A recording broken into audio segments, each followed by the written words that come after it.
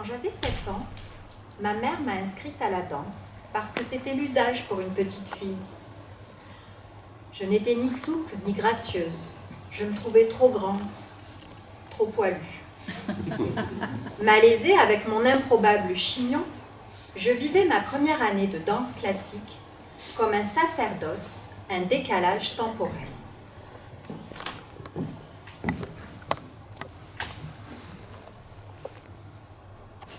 Après notre déménagement, je pus suivre un cours de modern jazz où le mouvement, la tenue et la musique plus libre correspondaient davantage à mes aspirations.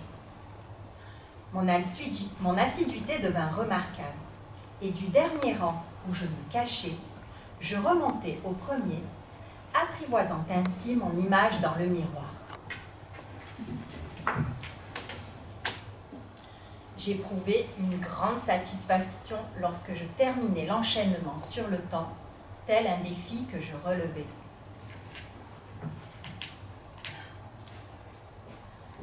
La confiance. J'appris peu à peu à faire confiance à ce corps, mon allié, mon partenaire. J'appris même à l'aimer en mouvement, car il répondait aux élans de ma pensée avec beaucoup de rapidité et de justesse. D'année en année, je devins addict, idolâtrant ma prof et ne jurant que par la danse. Un jour, alors que je suivais mon cours habituel, 2 dames s'installèrent dans le studio et nous observèrent avec beaucoup d'attention. Elles se parlaient à voix basse en nous regardant. L'une d'elles, à la fin du cours, vint me voir et me demanda de me présenter le lendemain au théâtre pour participer à une audition.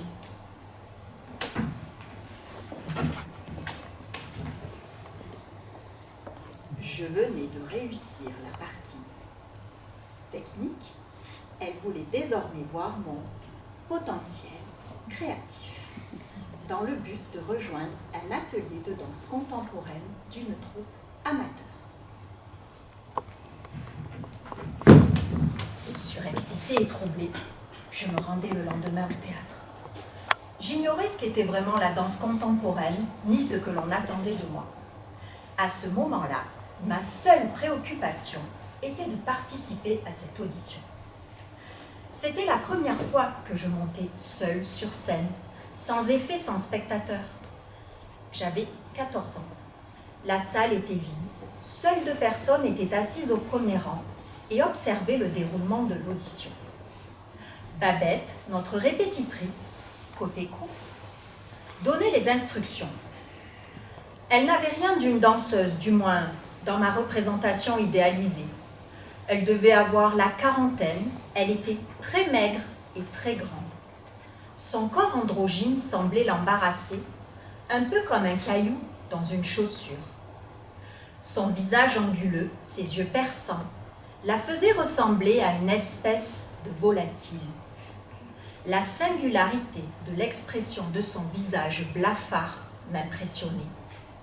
Sous la lumière du projecteur, ses immenses bras se déployaient, dégageant une aura et une présence incroyables.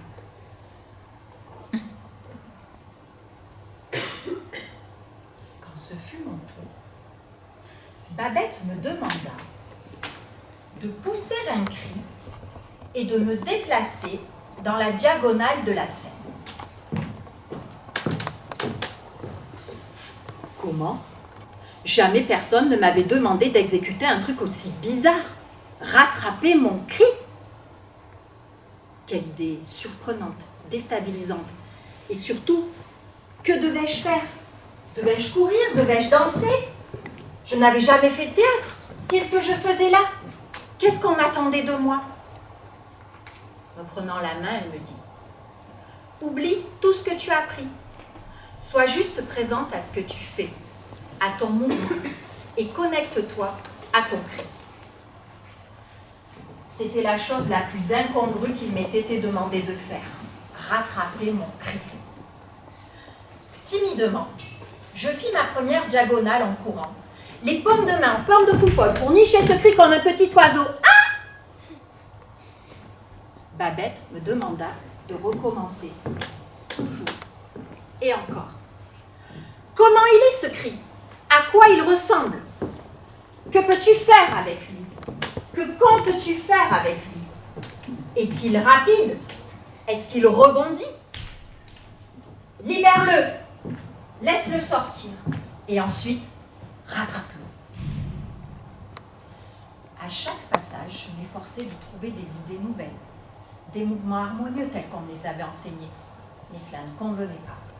Arrivé au bout de la diagonale, je devais passer dans les coulisses, courir derrière le rideau et revenir au point de départ où je recommençais à pousser ce cri et à tenter de le rattraper. Je me demandais comment les autres jeunes filles auditionnées avaient bien pu faire. Comment étaient-elles sorties de cet ornière? À un moment donné, je sentis la lassitude envahir mon corps. Je n'y arrivais pas. Je ne comprenais pas. Et j'étais fatiguée.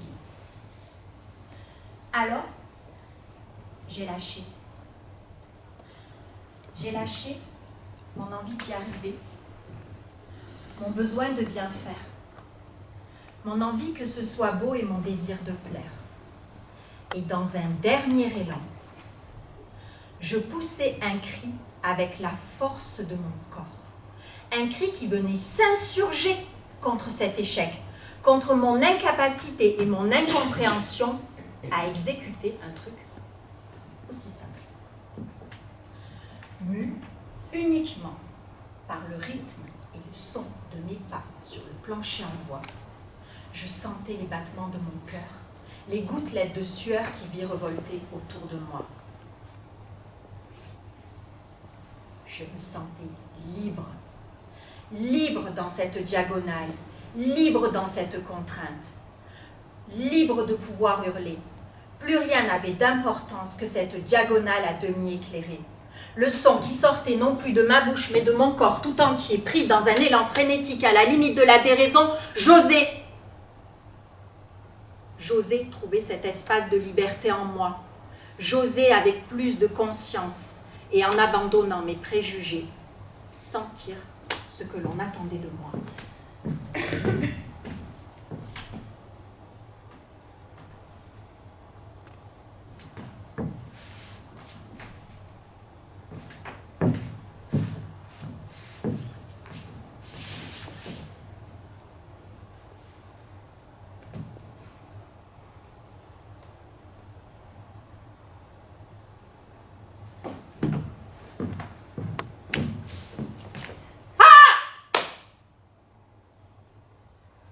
Je fus sélectionnée pour danser dans cette danse. Et tous les mercredis après-midi, je participais aux ateliers de création avec 5 autres jeunes filles. Après s'être réchauffés, nous travaillions ensemble, sans professeur, sans chorégraphie, avec pour unique consigne de mettre en mouvement nos émotions, à partir desquelles nous cherchions le mouvement, la justesse du mouvement lié. Nous explorions différentes possibilités. Parfois, elles n'aboutissaient pas, mais nous persévérions, toujours et encore. Contre toute attente, durant quelques secondes ou minutes, nous parvenions à sentir l'osmose, le mouvement juste, synchrone, au diapason. Nous étions harmonisés, ensemble, chacune ressentant la justesse du geste pour vibrer, virevolter, évoluer ensemble. Nous étions alors dans un moment de plénitude, la force de l'élan vital, la vie qui vibrait jusqu'à la pointe de nos doigts. En cherchant la justesse du geste, la beauté qui s'en dégageait était non falsifiée ou codifiée, elle était juste là, présente et puissante. Et puis il y avait les silences. Ces interstices indispensables pour nourrir l'observation. Des intercalaires naturels pour écouter le son engendré par le mouvement, tels que la respiration, le bruissement des corps sur le sol. Ne pas chercher à occuper l'espace, le vide, Au contraire, laissez venir, puis re-rentrez dans la boucle pour construire ensemble une nouvelle réalité.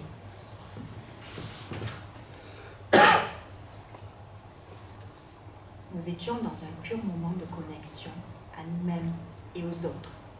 Et c'est là que je sentis la force du lien qui me relie, qui lie mon humanité à celle des autres.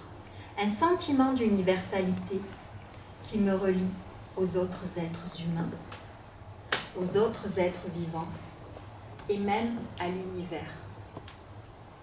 Ce lien puissant, nous l'avons tous. Il est en chacun de nous. Il est parfois, au détour d'un fou rire, une connexion à nous-mêmes que nous partageons sans phare avec les autres. C'est ce lien puissant qui m'anime dans l'accompagnement des personnes. J'ai compris avec l'exercice de ce soir que cet épisode a fait de moi la personne que je suis et nourrit ma quête d'un accompagnement qui ne nie pas le corps. Le corps ne ment pas. Les cicatrices émotionnelles enfouies au plus profond de l'inconscient sont inscrites sur ce corps et ne demandent qu'à s'exprimer. Sans vous, ce soir, ce texte n'existerait pas. Il serait tout au plus une feuille recouverte de mots silencieux qui résonnent dans ma tête.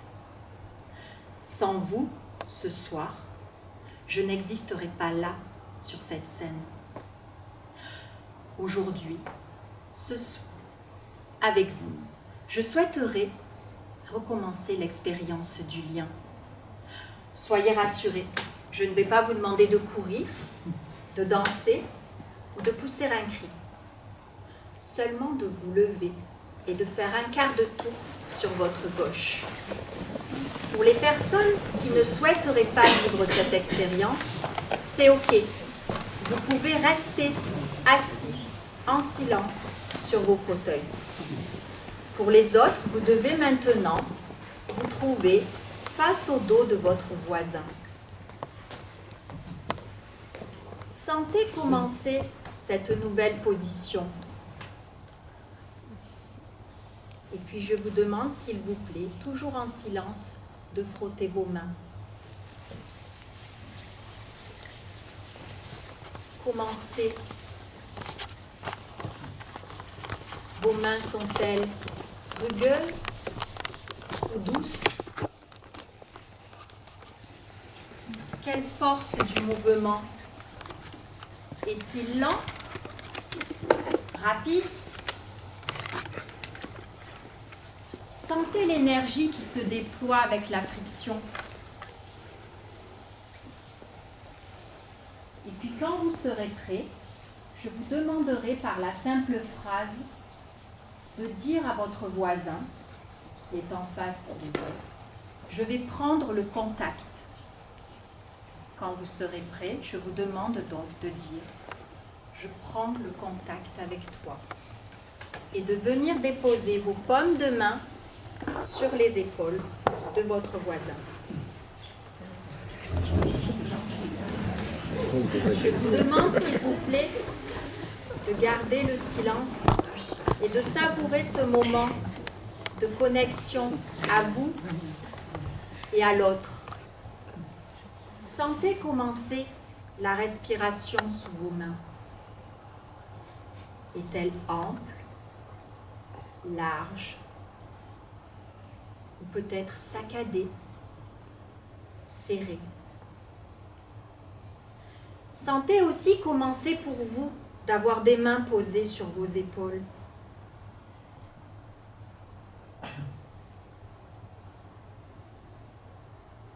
Quand vous serez prêt, avant de quitter le contact, dites à votre voisin, je quitte le contact.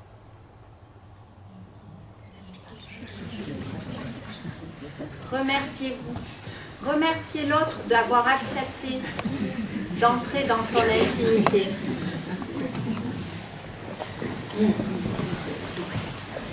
À mon tour de vous remercier. De mon point de vue, vous étiez magnifique, une immense chaîne connectée.